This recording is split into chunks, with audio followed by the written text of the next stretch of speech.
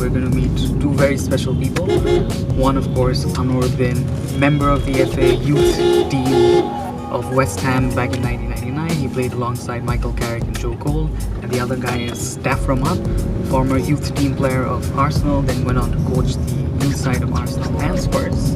Interesting. And he's also now the national team coach of Guyana. So they're here as part of the FA's some kind of work that they're doing for refugees here in Bangladesh. So we're really excited to catch up with them and see what they've been up to, and also kind of get their thoughts on, things that are happening in Bangladesh football. So yeah, looking forward to it. Hi, my name's Anwar Uddin. I'm the assistant manager of Aldershot Town. I'm a former professional football player and had the privilege to play for West Ham United, Sheffield Wednesday, Bristol Rovers, Dagenham and Barnet. I'm also the diversity and campaigns manager for the Football Supporters Association. Hi everyone, my name is Taff Rahman and I'm a former youth team player at Arsenal. Later went on to coach at Arsenal Academy, Spurs Academy, and also within the England setup.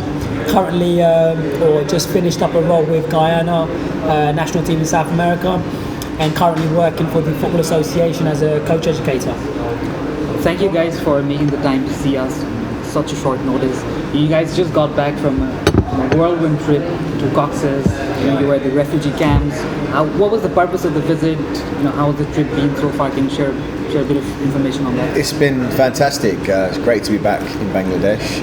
I've never been to Cox's, and obviously to go to the refugee camp for the first time was an awesome experience. To see a huge amount of people, trying to build a community, build a new life, is really humbling to see, and to be part of that process and to go there and to just have a few days of enjoyment with the young children, with the adults, in terms of football coaching and educating.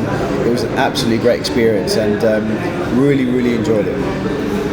Yeah, definitely for me. Sometimes you get lost in the world that we live in, so we're not privileged to it. And I use the word privilege to seeing something like that. So it was a huge eye-opener for me to see the deprivation and the conditions they're living in, and being able to just deliver something so simple as football to bring a smile to the faces of the young players and the coaches there was a humbling experience. And hopefully we can do some more work like that moving forward. No, truly an unbelievable experience and an eye-opener for the future. So Anwar, you mentioned West Ham in your intro. You were part of the famous 1999 FA team that got to the final of the FA Youth Cup and then ended up winning it. We've seen that picture of you with Michael Carrick, Joe Cole. How much do you remember for the game, and did you foresee Carrick and Joe Cole, going to the top tier elite level back then? You know what, I foresee many of those players going to the very top, because we had a very amazing kind of crop of players that I think is quite rare to have in one group.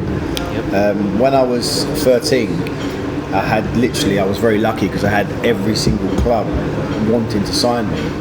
I went to Manchester United, I went to Arsenal, I went to Spurs, I went to Wimbledon, Norwich, and then I went away with West Ham to a competition called the Milk Cup in Ireland. And the players they had, I was just like, these are the best in the country, and I felt like if I wanted to be the best, I had to be around the best. And we were together from the age of 13 all the way through. We had players from Australia, players from France, players from Italy, the best of the best. West Ham really invested in this group, and to win the FA Youth Cup 9-0 in the final, it was just an unbelievable experience. But for me, it's a funny one, because we had superb players: Jermaine Defoe, Leon Britton, Glenn Johnson, Carrick Cole. But I was the enforcer. I was the one that kicked everyone, and I was the one that looked after the players. Things haven't changed there. So Harry Redknapp would say to me, Anwar, in football you have piano players and you have piano pushers. In this team I have 10 piano players. I need someone who can be my piano pusher. Very vital. And he said, I need you to be the one that if someone touches Joe Cole, you kick them so hard they leave him alone. And that's what I did, and it worked really well. And it was just great to be part of that squad. We're still friends now. I speak to Joe and Carrick all the time, but it's in actual fact I'm a bit surprised that they haven't even done better, because I thought Joe Cole, when we was a kid, was the best thing in the world. I thought he would be like how Lionel Messi is, how he's revered, one of the best in the world. I thought Joe would achieve that status. Carrick was always great, but you could argue that he maybe even had a better career than Joe. Joe had it in him, didn't he? 100% he did. I mean, I speak to Joe about this, and I think he's a Chelsea fan. Yeah. And when he went to Chelsea with Mourinho asked different things of him. Harry Redknapp, and at West Ham, it was Joe, just do what you want. Yeah. Number 10, get the ball, score, assist.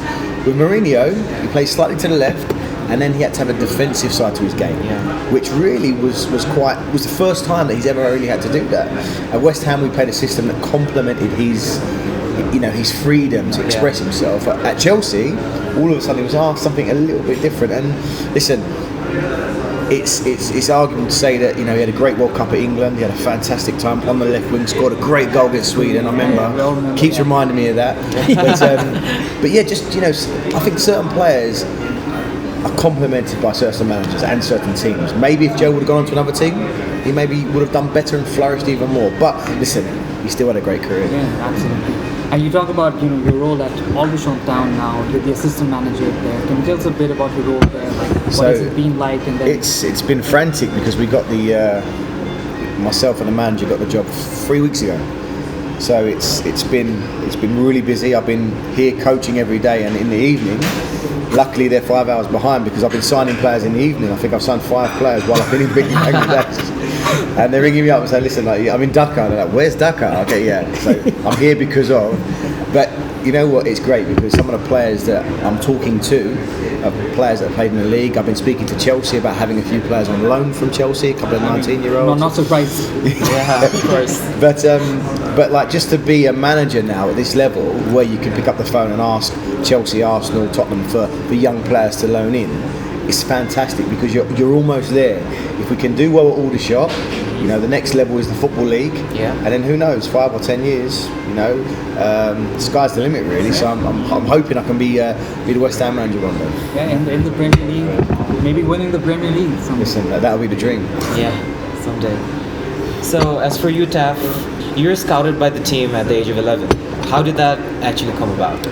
Well, similar to Anwar, I was playing within London and playing within the district team, which is a very good level when you look back at it. And I was at QPR before I went to Arsenal and a few other clubs.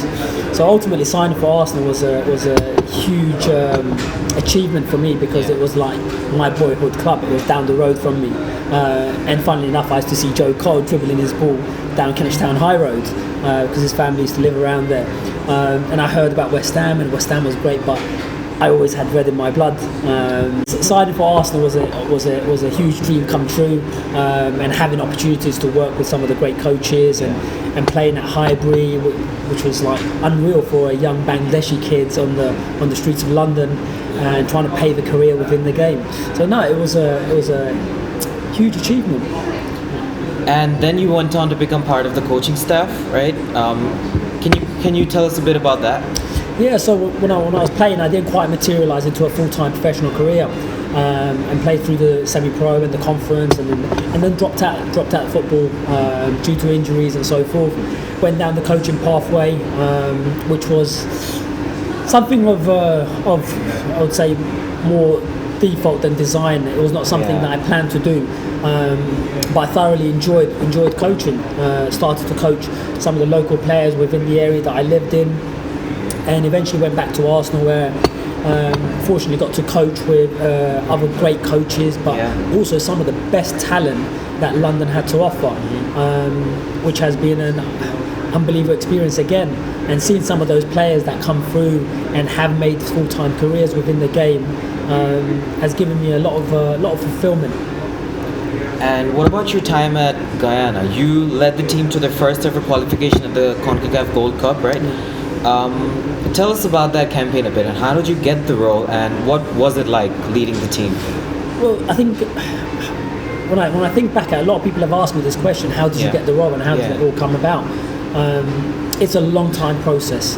I've built relationships with people over the last 10, 12 years within my coaching, demonstrated what I can do and what I'm about and my values and what I stand for. And ultimately, someone I know went for the role, Michael Johnson, and we spoke about it. And that's how it really came about. But at the same time, like Guyana, it's not in Europe.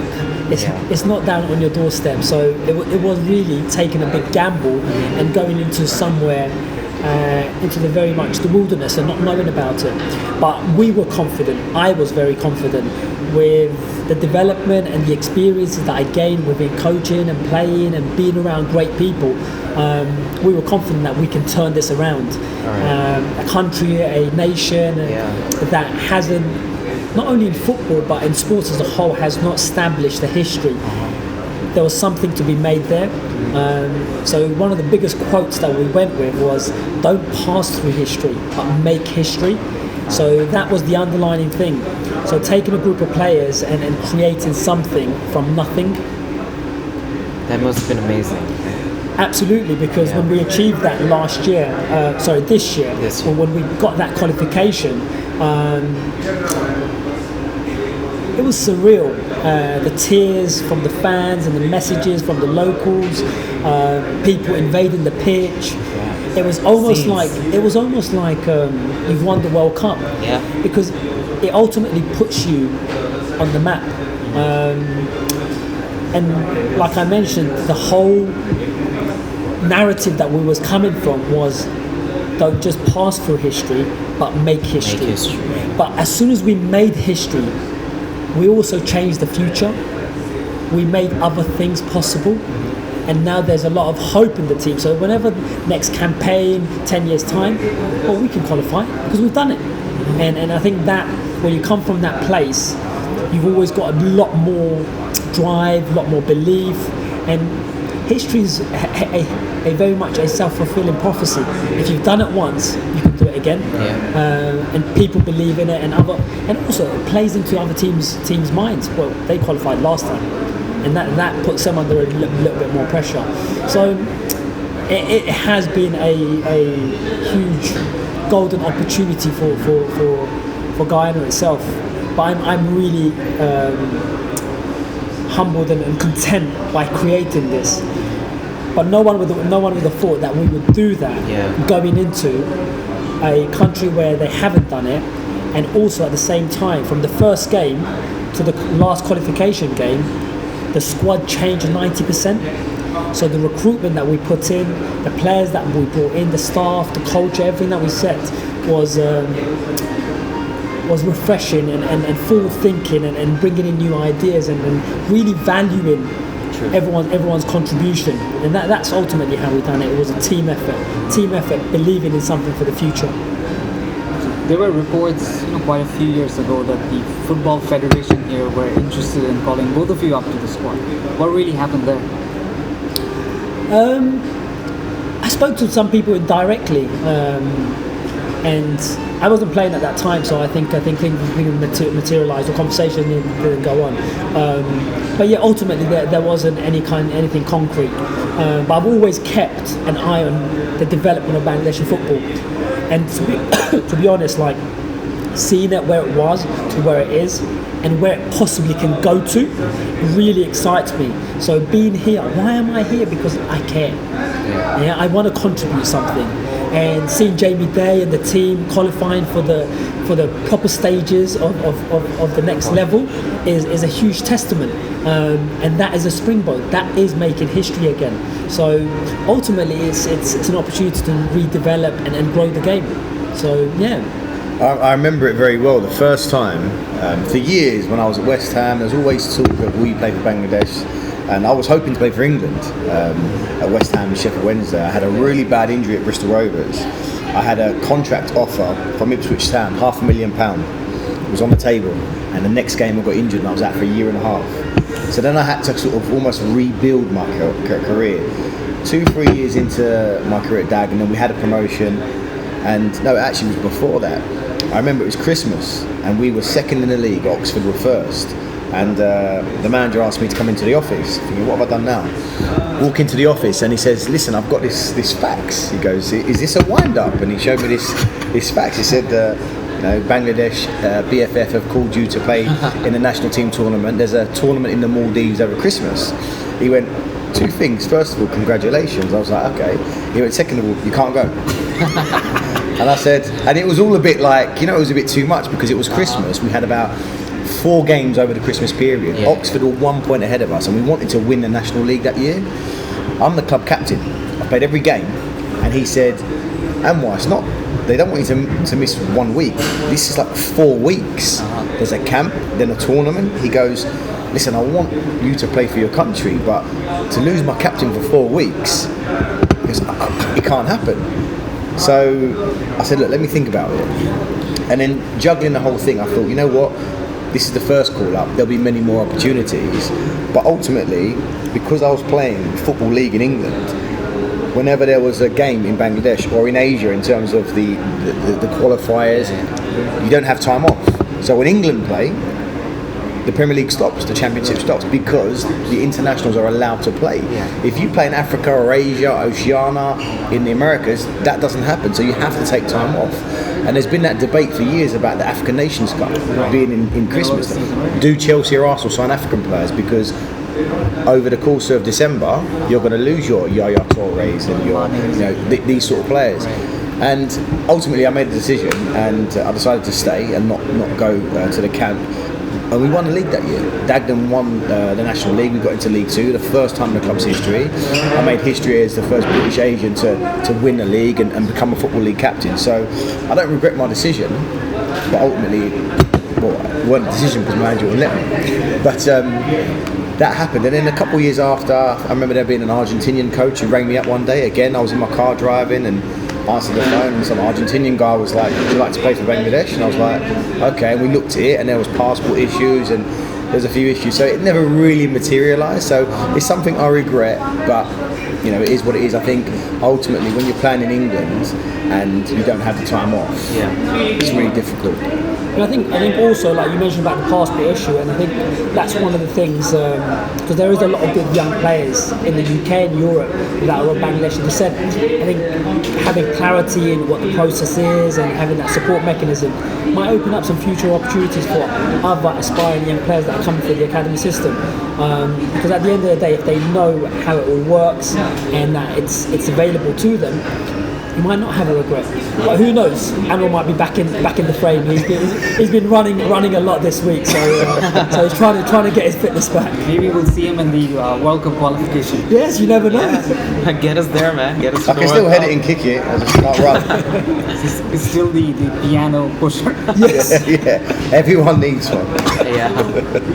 So I've got a more serious question now. Yeah. If you look at professions in England, you look at the cricket team, you look at financial institutions, you look at technology firms, British Asians are well represented. When you move to football, suddenly football's an outlier. So why do you think that's the case? Why do you think British Asians find it so hard to make it to the top level of professional football in England? It's a very complex situation with that as well, and it's not a straightforward answer. If you look at in terms of where English football is as a whole, it's probably the most elite league in the world, and you're getting the best of the best. So already you're competing with the best. Over the years, it's improving. So when I look back at my journey when I was playing youth team football, I looked around. I knew about Anwar at 12. I knew about Koya. I knew about a few others, but there wasn't many Asian players playing. So already the numbers game, it kind of holds you back with that. Over the last 10 years, in terms of number of academy players that are from Asian or Bangladeshi background, is starting to increase. So on that side, it's really, really good. But at the same time, you're competing with the very best of the best. So if you look at even like the Chelsea first team, how many English players have you got? How many homegrown talent have you got? So it's a very challenging situation. So it's not a direct answer saying, oh, there should be more representation right the way across.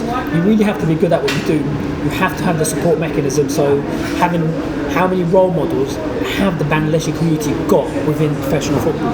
How many people can you pick up the phone to and get that support, advice or guidance? There wasn't many, because I look at my journey and I felt isolated.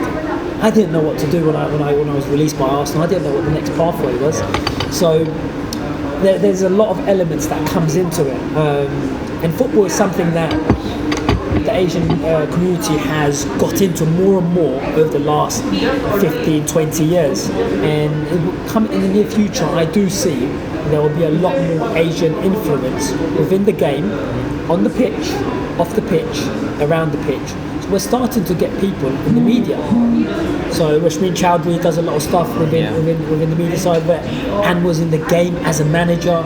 I'm coaching future coaches and working with professional clubs. If we can breed some future young players, young coaches, people that work in the media, around the stadium, maybe in chief executive roles or commercial roles, now you're starting to get a network and that can bounce off each other. So we're still working on that, but potentials, it's looking better than where it was. But at the same time, to be a player, there's so much more it's required to actually cross that line and make a professional career. And we'll tell you the battles he's had to face and the demons that he's overcome to actually establish a 15-year, 20-year career, and still looking for another 5 years. I'm trying to get him back in. Now, you know what? First and foremost, it's extremely hard. Like, when I mean the percentage is 0.0001 that actually want to, that actually do. It's crazy, you know. But having said that, I've always believed in the meritocracy. If you're good enough, you will find a team, you will find a platform. But I won't lie, there's been more barriers for me than probably your average player in England, because of my name, because of my religion, because of my origin. People almost looked at me as a bit of a circus act when I was young. Look, there's an Asian player, look at the size of him. Who is he? Where's he from? What does he do? You know, when my parents came to watch me, they always heard words and there was behaviours, and that's something you shouldn't have to deal with, because it's difficult. So if you're adding more barriers, it becomes an uphill struggle, because why should anyone have to deal with factors other than you're good enough or you're not good enough? And unfortunately for the Asian community, that still exists because we are so unique.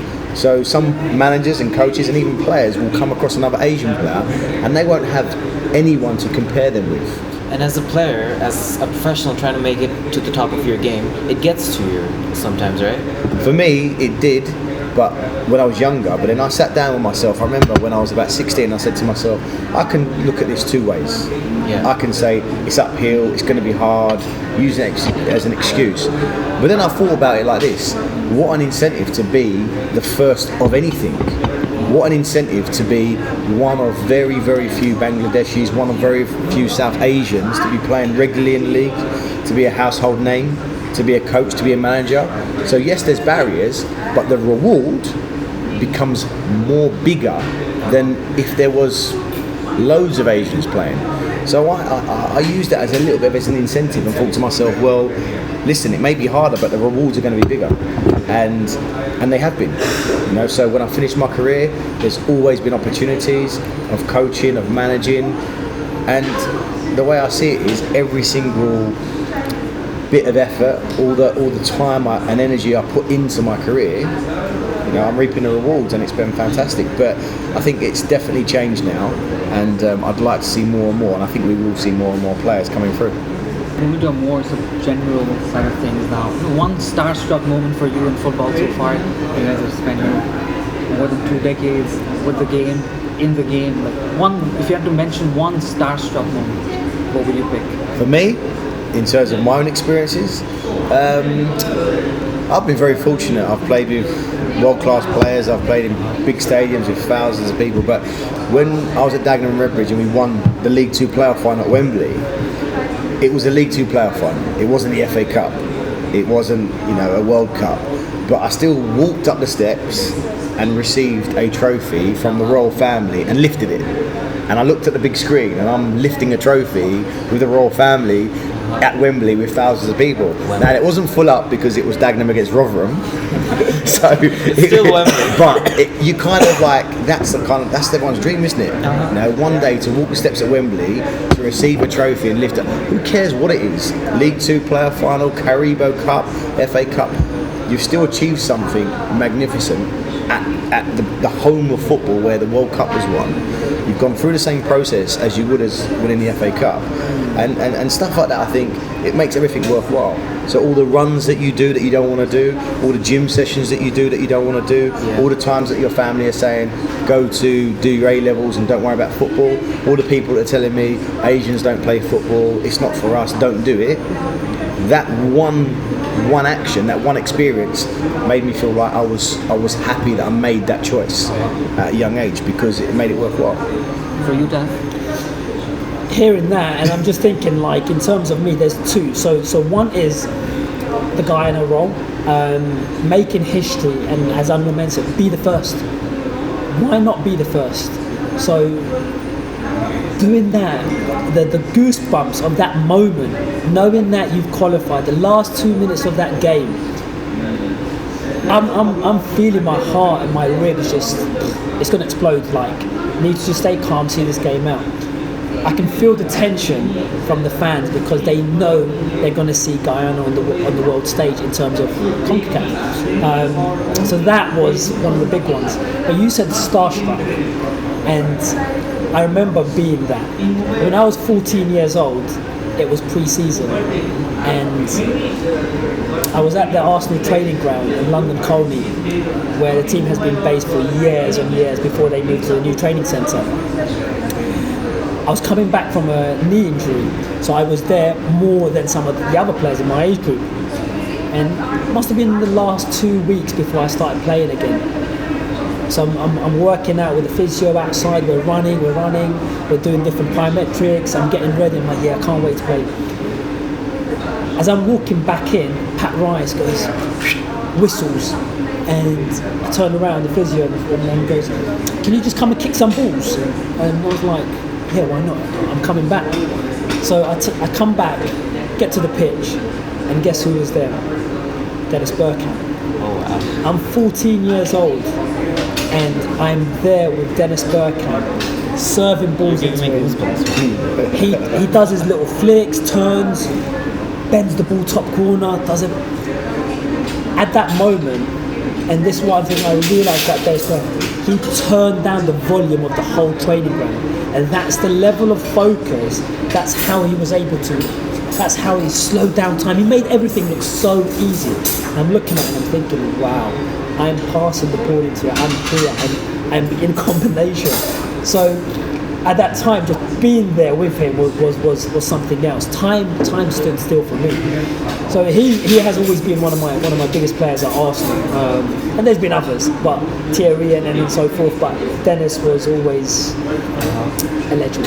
And then to be able to do that as a young player and aspiring to be someone, I was starstruck at that moment. So guys, if you could pick and see if there was 3 things that you could change about the football scene in Bangladesh, what would you be looking at? Interesting. So I've been coming to Bangladesh regularly for every year now, probably for the last 8 to 10 years, and seeing Bangladesh football progress. Passion is unbelievably there. It's crazy. It is unbelievably there. What could improve it? And this is something that I'm working on, and one of my moving challenges and ambitions for the coming season is I'd love to see more and more Astro facilities. I'd love to see kids just playing. So cricket, you can play it anywhere. And it was in Cox's Bazar, I was seeing it, there was like a pond, and in the middle of the pond there was some land that was above the pond, like about the water level. They're playing. But football, you just need that turf to be a little bit, like the soil to be a little bit hard, the rain kills it. So if there was Astro facilities, then that would be one of the things. So getting people playing. And with the Astro facilities, I think the byproduct will naturally be that there'll be leagues, there'll be tournaments, there'll be youth football, adult football, senior football. So facilities is one big thing. At the same time, the development of coaches, and this is something that we're supporting on, is actually educating coaches, sharing that knowledge, opening up that platform. And thirdly, what can I say? I think just being passionate, just keep the passion, and just love the game. If you love the game, someone will drive something that's going to better it. So building these astroturfs around the country, and that would ultimately give you a foundation to really build from. I've been quite fortunate to travel around the world with football, and I was in Colombia a couple of years back, and I was in rural parts of Colombia, and I'm just seeing kids just playing on red turf or a run-down Astro. But they're playing not only 6 o'clock, 7 o'clock, they're playing 8 o'clock, and the adults are playing at 9 o'clock, 10 o'clock, 11 o'clock, 1 o'clock. So sometimes it's just, you need the environment, and the development is carried by the players and the fans themselves, because they're practicing without realising they're getting better and better. So that's something that I would really like to see moving forward. For me, it is a really good question, but one thing I've always been, I wouldn't say disappointed, but I think more can happen. My dad left Bangladesh from Sylhet in the 1970s. I've come back to England as his son, representing the FA, having had a 17-year career, managed and coached.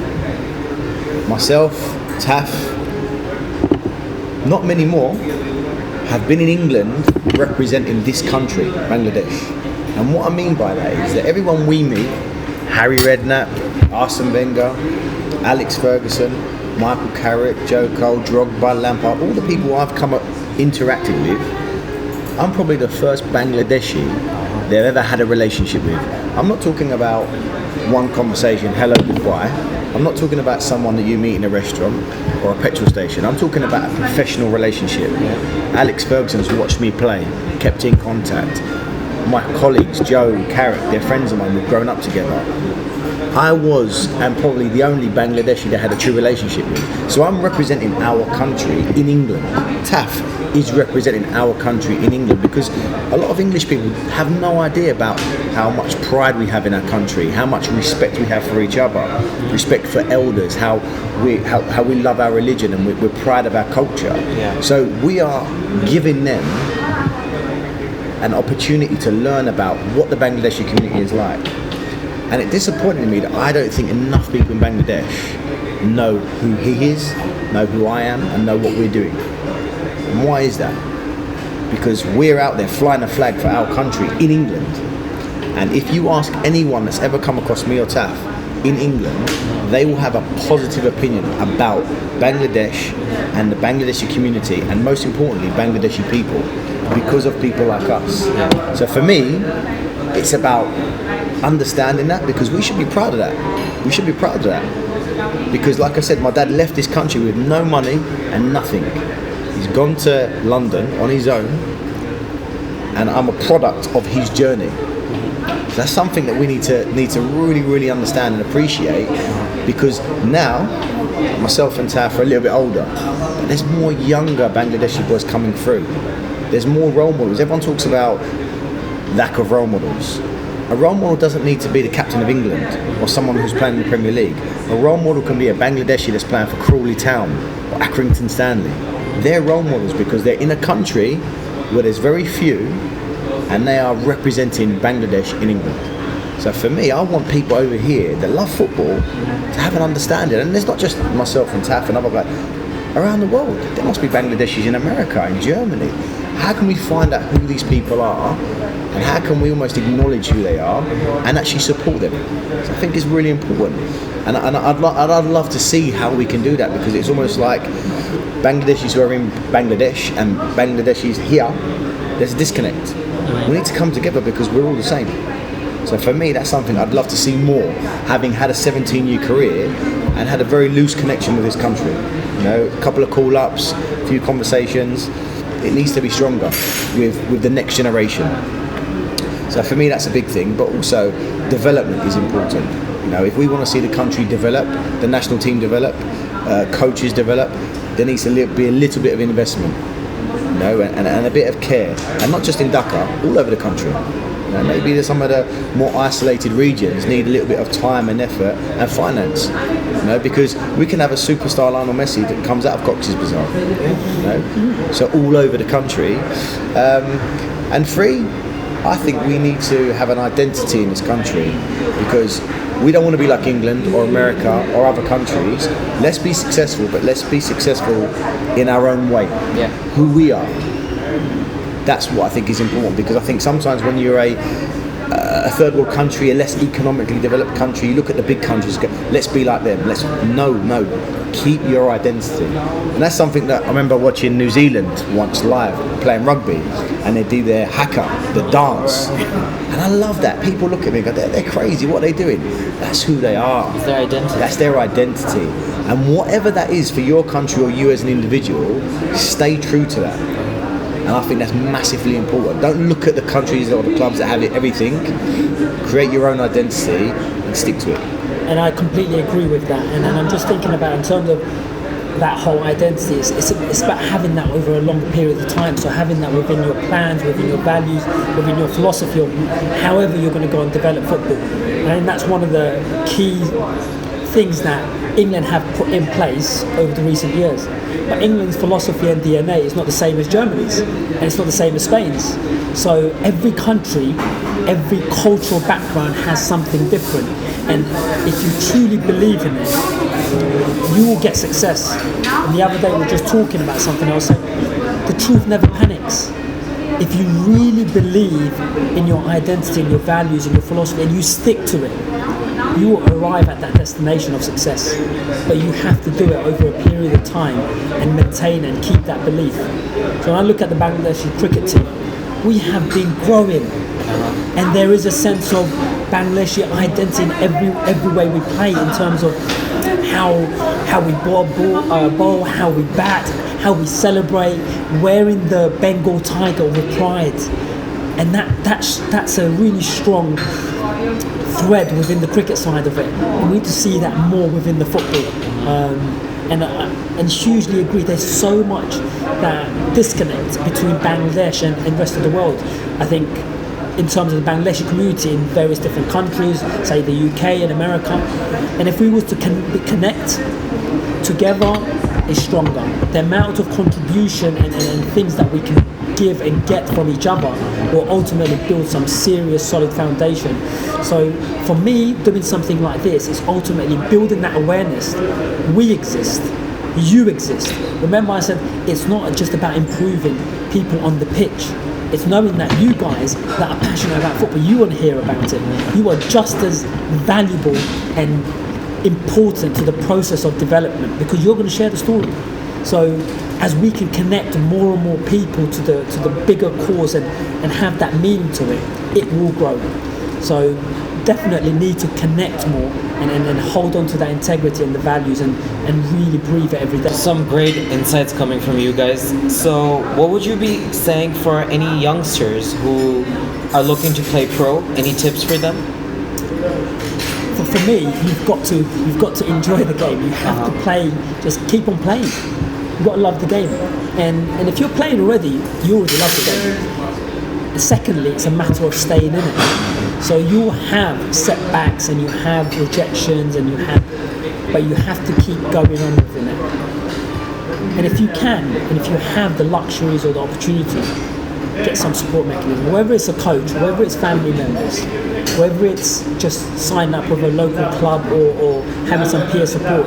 I was speaking to you guys earlier on and then talking about, like, you saw an older brother training in the morning at 6 o'clock and you went and joined with him. That's another way of staying in it. So you've got to really work hard at your game from a young age. You've got to really want to improve and go above and beyond. Not look at someone else or I'm better than them. You've got to keep on bettering yourself. And most of the time, that DNA that you build within yourself to actually improve and get better, and that's what's going to carry you past the finish line. And if you can ingrain that right at the early stages of your development, you've got a good chance. And ultimately, you're going to need a bit of luck, but stay in it. Stay in the game as long as you can. That's what I'll say. It's interesting, I was just laughing at myself because growing up for me, I lived in the inner city and I remember playing football in the streets, dodging cars, getting screamed at by people saying, go away, you're making too much noise. But that was my education. Just had a ball with my brother, a wall, and just played every day. And I did that up until a very late stage and then got into professional football. So you don't have to have everything, you just have to have the passion and desire. And with football, unfortunately, there's lots of lows. For every one high, you're probably looking at 20 to 50 lows. You're not good enough. You're not going to play today. You're injured. All these things, just got to keep focused because a high will come. And when it comes, you enjoy it. And it makes all the lows worthwhile. But for me, you know, I'm managing now a team in England. If there was someone who had unbelievable skill and potential in this country, I would happily bring them over to play for my team. I'd love to do that. Maybe we can wrap up. Thank you guys. Thank you so much for your time. Any parting thoughts? Any messages that you want to share with? No, one thing that I was want you guys are just as important in this process because you sharing it might inspire another kid, another coach, another female, the nation. It might connect with people abroad. So it's a testament to you. We are all on this journey together. So when I see younger brothers trying to move things forward, we have to stay connected and continue to do things. So I'm appreciative of you taking the time and staying in contact and making this happen. So let's continue with the journey and let's create something for Bangladesh, for the future generations. Because the best countries in the world do that. And someone once said to me, having finished my career and working in football governance now, someone said to me, your network is your net worth. If you don't know anyone, probably not going to go anywhere. If you know the right people, doors will open, opportunities will arise. Okay, so if that's the case, I challenge any Bangladeshi boy or girl who's growing up that wants to play, contact me if you're good enough. I'll bring you over to England, you can play for me. Because if you can win me a league or win me a trophy, listen, I'll be happy with that. You know? And this is what I want to do. Myself and Taff, we want to be in positions where if someone says black, white, Asian, Muslim, it doesn't matter to us. We want quality and we want people that are hungry, you know? So we can open doors for people. And I think now it's about moving forward because Bangladeshi football is in a different place now than it was 10 years ago, 20 years ago. And things will only improve. And I think we need to be positive about the future. And like I said, enjoy the opportunity. That's a great point because networking, I mean, that goes for any profession in the world. Like even for me, even from my day job, but you just need to know the right people. And I think overall, I mean, networking is very underrated in our culture. But that's a skill set. Absolutely. So one of the things I do now is I encourage football fans and the community to watch football. I lead on a campaign called Fans for Diversity in England. And the Asian community are quite reluctant to watch live football. They're massive fans, know everything about Liverpool, Chelsea, Man United, who they're signing, who's injured. Do you watch games live? No. Why? Don't really have people to go to, I don't know. Put yourself out there a little bit. Be confident to meet people, talk to people, because as you say, meeting people that are on the same page, that want to help, that will provide opportunities. And sometimes in life, it's just one opportunity, one door that needs to be opened. Someone opens a door for me, and once I step in, I ain't stepping out. That's why they call him the piano pusher. He puts the piano on the door. Yeah, I'm going in with a piano. I'm going in. I'm staying. It's not coming out. I ain't coming out.